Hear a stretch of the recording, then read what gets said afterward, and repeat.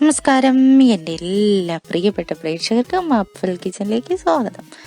നമുക്കിന്നൊരു അടിപൊളി റെസിപ്പി തയ്യാറാക്കിയാലോ? കടച്ചക്ക വെച്ചിട്ട് ഇറച്ചിക്കറിയെ വെല്ലുന്ന തരത്തിൽ ഒരു അടിപൊളി ടേസ്റ്റി ആയിട്ടൊരു മസാലക്കറി എങ്ങനെ ഉണ്ടാക്കുന്നതെന്ന് നോക്കാം. അപ്പോൾ നമുക്ക് ഇന്നിവിടെ ഒരു അടിപൊളി കടച്ചക്ക കിട്ടിയിട്ടുണ്ട്. കടച്ചക്ക തീയലും കടച്ചക്ക മസാലക്കറിയും എല്ലാം എല്ലാവർക്കും വളരെ ഇഷ്ടമായ വിഭവമാണെന്ന് എനിക്കറിയാം. ഇപ്പോൾ കടച്ചക്കയുടെയൊക്കെ സീസണാണ്. തീർച്ചയായും നിങ്ങൾക്ക് എല്ലാവർക്കും മാർക്കറ്റിൽ അവൈലബിൾ ആയിട്ടുള്ള ഒരു സാധനമാണ്. അപ്പോൾ ഇത് വെച്ചിട്ട് നമ്മൾ ഇറച്ചിക്കറി പോലെ അല്ലെങ്കിൽ അതിനേക്കാളും ടേസ്റ്റി ആയിട്ട് തേങ്ങയൊക്കെ വറുത്തരച്ച് എങ്ങനെയാണ് അടിപൊളിയായിട്ട് ഈ കറി തയ്യാറാക്കി എടുക്കുന്നതെന്ന് നോക്കാം. അതിനായിട്ട് ആദ്യം തന്നെ ഞാൻ ഈ കടച്ചക്കയെല്ലാം നല്ലവണ്ണം തോല് ചീവി കളഞ്ഞ് റെഡിയാക്കി ചെറുതായിട്ട് നുറുക്കി എടുത്തിട്ട് വരാം. അങ്ങനെ കടച്ചക്കയെല്ലാം കഴുകി വൃത്തിയാക്കി നന്നായിട്ട് അരിഞ്ഞ് നല്ല നീറ്റാക്കി എടുത്തു വെച്ചിട്ടുണ്ട്. വെള്ളമെല്ലാം തോർത്തി ഒരു വെള്ളത്തിൻ്റെ ഒന്നും അംശമില്ലാതെ ഞാൻ മാറ്റി വെച്ചേക്കുകയാണ്. ഇതിനൊപ്പം തന്നെ ഏകദേശം ഒരു 100 ഗ്രാമോളം ചെറിയ ഉള്ളിയും പൊളിച്ച് കഴുകി വൃത്തിയാക്കി ചെറുതായിട്ട് ഇതുപോലെ നുറുക്കിയെടുത്ത് മാറ്റി വെച്ചിട്ടുണ്ട്. ഇനി ഞാനൊരു കടായി അടുപ്പത്തേക്ക് വെക്കാൻ പോവുകയാണ്. ഞാനിവിടെ ഒരു കടായി അടുപ്പത്തേക്ക് വെച്ചിട്ടുണ്ട്. അതിനകത്തേക്ക് കുറച്ച് എണ്ണ ഒഴിച്ചു കൊടുക്കാം.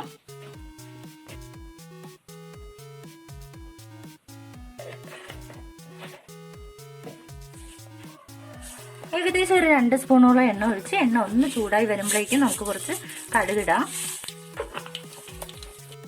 ഇനി ഞാൻ ഇതിനകത്തേക്ക് ആഡ് ചെയ്യാൻ പോകുന്നത് കുറച്ച് കറിവേപ്പിലയാണ്. അതിനുശേഷം ഇവിടെ തയ്യാറാക്കി നേരത്തെ മാറ്റിവെച്ച ചെറിയ ഉള്ളി ആഡ് ചെയ്ത് കൊടുക്കാം. ഈ ചെറിയ ഉള്ളി എണ്ണയിൽ നന്നായിട്ടൊന്ന് വഴന്ന് വരേണ്ടതുണ്ട്. ഇതിനകത്തേക്ക് നമുക്കൊരു 1/4 സ്പൂൺ ഉപ്പും കൂടി ഇപ്പം തന്നെ ചേർത്ത് കൊടുക്കാം.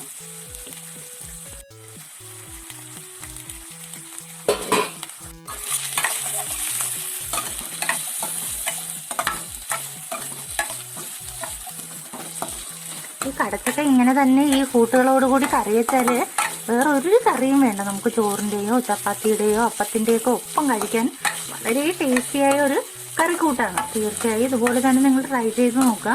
ഇനി നമുക്ക് ഒരു 2 പച്ചമുളകും കൂടി ഇതിൻ്റെ ഒപ്പം ആഡ് ചെയ്യാം.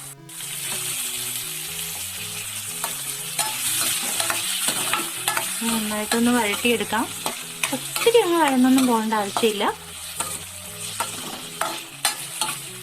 ഉള്ളിയുടെയും പച്ചമുളകിൻ്റെയും പച്ചമണം എല്ലാം മാറി ഒന്ന് വാടി വരുമ്പോഴേക്കും നമുക്കിനി ഇതിനകത്തേക്ക് നമ്മൾ തയ്യാറാക്കി വെച്ച് കടച്ചക്കയും കൂടി ചേർത്ത് കൊടുക്കാം.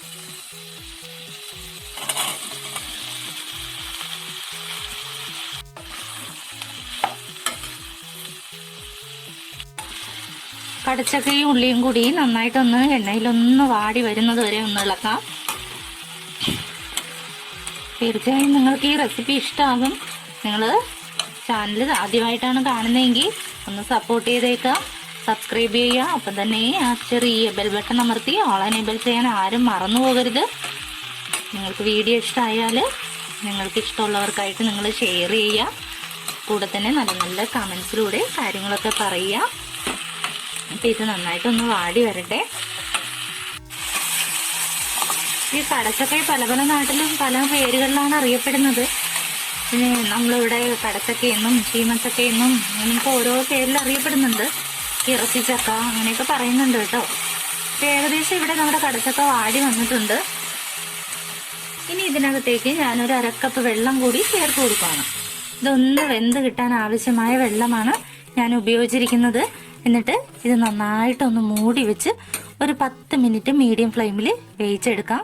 10 മിനിറ്റ് വേണ്ട, ഒരു 5 മുതൽ 10 മിനിറ്റ് വരെ ഇടയ്ക്ക് നോക്കിക്കോണം. വെന്തങ്ങ് അഴുകി പോകാനായിട്ട് പാടില്ല. നന്നായിട്ടൊന്ന് വെന്ത് കിട്ടിയാൽ മതി. നമ്മുടെ പൊട്ടറ്റോയൊക്കെ വെന്ത് കിട്ടുന്ന ആ ഒരു പാകത്തിന് നമുക്ക് വേവിച്ചെടുക്കേണ്ടതുണ്ട്. അപ്പം നമുക്കിതൊന്ന് മൂടി വെച്ച് കൊടുക്കാം. കടച്ചക്ക അവിടെ ഇന്ന് ഒരു 5 മുതൽ 10 മിനിറ്റ് വരെ നന്നായിട്ട് വെന്ത് കിട്ടുന്ന ഈ ഒരു ടൈമിൽ നമുക്ക് കുറച്ച് തേങ്ങ വറുത്തെടുക്കേണ്ടതുണ്ട്. ഇവിടെ ഞാനൊരു തേങ്ങയുടെ 1/2 പോർഷനാണ് എടുത്തിരിക്കുന്നത്. ഒരു പാൻ അടുപ്പത്തേക്ക് വെച്ച് അതിനകത്തേക്ക് നമുക്ക് ഇട്ട് കൊടുക്കാം.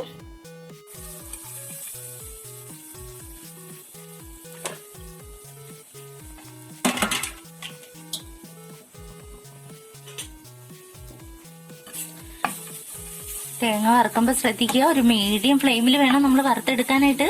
കരിഞ്ഞൊന്നും പോകരുത്. നല്ല ബ്രൗൺ കളറായി വരുന്നത് വരെ നമുക്കിത് വറുത്തെടുക്കേണ്ടതുണ്ട്. ഈ തേങ്ങ എല്ലാം ചെറുതായി ഒന്ന് ചുവന്ന് വരുന്ന ഈ ഒരു ടൈമിൽ നമുക്കൊരു 2-3 ചുവന്നുള്ളി കൂടി ഇതിന്റെ ഒപ്പം ആഡ് ചെയ്ത് കൊടുക്കാം.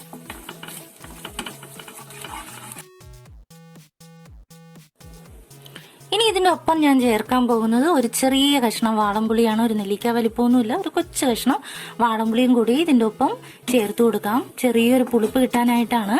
നമ്മളിങ്ങനെ വറുത്തരയ്ക്കുന്ന കറി ആയതുകൊണ്ടാണ് ഇതിന്റെ ഒപ്പം ഇട്ട് ആ പുളിയും ഉള്ളിയും എല്ലാം വറുത്തെടുക്കുന്നത്.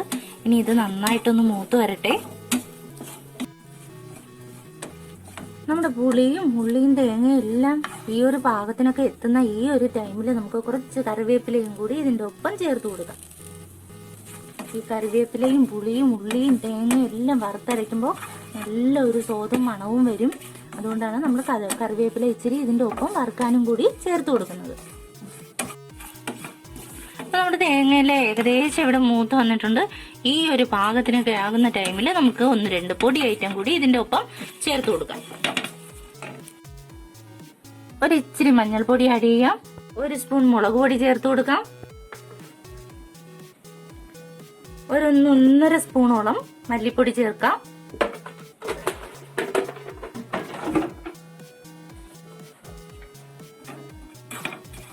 പൊടി കരിഞ്ഞു പോകാതെ ഒന്ന് ജസ്റ്റ് ഒന്ന് ഇളക്കി കൊടുക്കുക. ഒപ്പം തന്നെ 1 സ്പൂൺ ഗരം മസാലയുടെ കൂട്ടും കൂടിയാണ് ഞാൻ ഇതിനകത്ത് ഉപയോഗിക്കുന്നത്. ഇതും കൂടി ചേർത്ത് നന്നായിട്ടൊന്ന് പച്ചമണം മാറുന്നത് വരെ, പൊടികളുടെ മണം മാറുന്നവരെ ഒന്ന് ഇളക്കാം. നമ്മുടെ പൊടികളുടെ എല്ലാം മണവും എല്ലാം മാറി, പച്ചമണം എല്ലാം മാറി, തേങ്ങ എല്ലാം പാകത്തിന് വറുത്ത് കിട്ടിയിട്ടുണ്ട്. നമുക്ക് ഈ ഗരം മസാലയുടെ കൂട്ടൊക്കെ ഉപയോഗിക്കുമ്പോൾ വളരെ ടേസ്റ്റി ആയിട്ടാണ് ഈ കറി ലഭിക്കുക. അപ്പൊ നമുക്കിനി തീ ഓഫ് ചെയ്തതിന് ശേഷം ഒന്നുകിൽ ഈ പാനിൽ നിന്ന് ഈ വറുത്ത സാധനം എല്ലാം വേറൊരു പാത്രത്തിലേക്ക് മാറ്റണം, അല്ലെങ്കിൽ ഇതുപോലെ നന്നായിട്ടൊന്ന് ഇളക്കി കൊടുക്കണം. എന്തിനാന്ന് വെച്ചാൽ പാനിൽ തന്നെ മാറ്റി വെച്ചാൽ അവിടെ ഇരുന്ന് കരിഞ്ഞു പോകും. അതുകൊണ്ട് ഇതിന്റെ ഒരു ചൂടെല്ലാം മാറിയതിനു ശേഷം നമുക്ക് മിക്സിയുടെ ജാറിലിട്ടതൊന്ന് നന്നായിട്ട് അരച്ചെടുക്കാം. അപ്പൊ നമ്മുടെ കടച്ചക്ക വേഗം വെച്ചത് ഇവിടെ നല്ല പാകത്തിന് വെന്ത് കിട്ടിയിട്ടുണ്ട്. ഇത് ഏകദേശം ഒരു 8 മിനിറ്റോളമാണ് ഇത് വെന്തത്. നല്ല പാകത്തിന് തന്നെ വെന്ത് കിട്ടിയിട്ടുണ്ട്. ഇനി നമുക്ക് ആ മസാല നേരത്തെ തയ്യാറാക്കി വെച്ച മസാലക്കൂട്ടൊന്ന് അരച്ചെടുത്തിട്ട് വരാം. നമ്മുടെ മസാലക്കൂട്ട് ഈ ഒരു പാകത്തിന് വേണം അരഞ്ഞു കിട്ടാനായിട്ട്. ഈ ഒരു പാകത്തിന് നമുക്ക് അരഞ്ഞു കിട്ടേണ്ടതുണ്ട്. ഇതിനാവശ്യത്തിനുള്ള വെള്ളവും കൂടി ചേർത്ത് വേണം നമ്മൾ അരയ്ക്കാനായിട്ട്. ഒരു 1/4 കപ്പോളം വെള്ളം ഞാൻ ചേർത്തിട്ടുണ്ട്. അപ്പോൾ അത്രയും വെള്ളം കൂടി ചേർത്ത് നന്നായിട്ടൊന്ന് അരച്ചെടുക്കാം. ഈ വെന്ത് കിട്ടിയ കടച്ചക്കകത്തേക്ക് നമ്മുടെ മസാലക്കൂട്ട് ആഡ് ചെയ്ത് കൊടുക്കാം.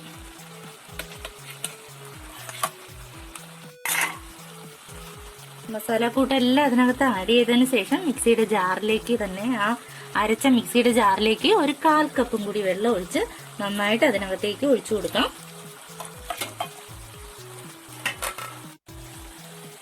ഇത്രയും വെള്ളമാണ് ഞാൻ ഉപയോഗിച്ചിരിക്കുന്നത്. ഇതിനെ നന്നായിട്ടൊന്ന് മിക്സ് ചെയ്തെടുക്കാം.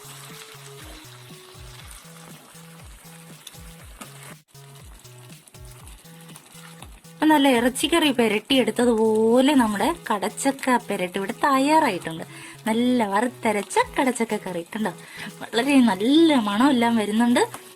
വളരെ ടേസ്റ്റിയായ നമ്മുടെ കടച്ചക്ക മസാല കറി ഇവിടെ റെഡിയാണ്. അപ്പൊ നമുക്ക് ഉപ്പെല്ലാം ടേസ്റ്റ് ചെയ്ത് നോക്കിയ ശേഷം ഉപ്പ് ആവശ്യമുണ്ടെങ്കിൽ ഇച്ചിരി ആഡ് ചെയ്ത് കൊടുക്കാം. ഇച്ചിരി ഉപ്പ് കുറഞ്ഞു പോയി, ഞാനൊരു 1/2 സ്പൂൺ ഉപ്പും കൂടി ഇതിനകത്തേക്ക് ചേർത്ത് കൊടുക്കുവാണ്.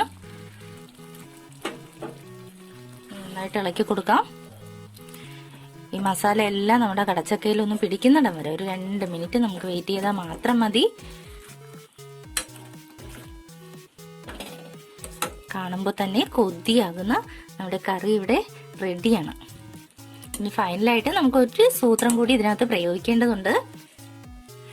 നമ്മൾ നേരത്തെ വറുത്തത് പോരാഞ്ഞിട്ട് ഒരല്പം ഗരം മസാല ഇതിന്റെ പുറത്ത് ഇങ്ങനെ ഇട്ട് കൊടുക്കുക. ഒരു 1/4 സ്പൂണോളം മതി. അതും കൂടി ഇങ്ങനെ ചേർത്ത് കൊടുക്കുക.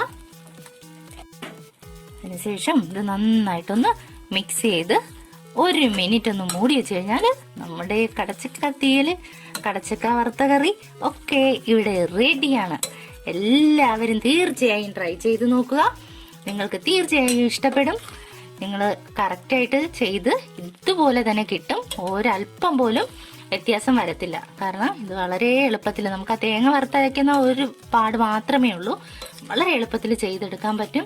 നല്ല ടേസ്റ്റി ആയിട്ട് കഴിക്കാനും പറ്റും. തീർച്ചയായും ട്രൈ ചെയ്ത് നോക്കുക. Thanks for watching.